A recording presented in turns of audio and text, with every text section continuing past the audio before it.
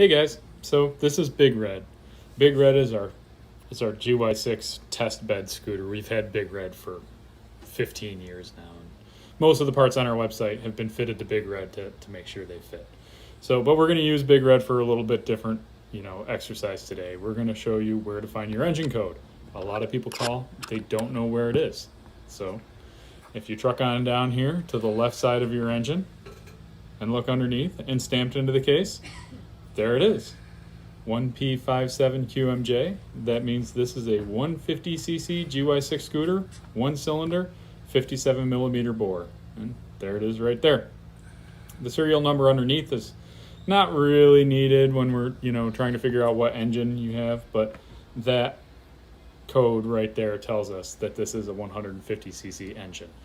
And then if you give us the size of the rear tire, we can determine whether it's a long case or a short case engine as well. And on every Chinese scooter, 50cc or 150cc, this is another 150. I guess I don't have a 50. I don't know. This is a 50, but there's no engine in it. So anyway, this is our bike that we have right now. And if you take a look down here, once again on the left side, you're going to look for that code stamped into the side of the engine, and that will tell us exactly what size engine you have.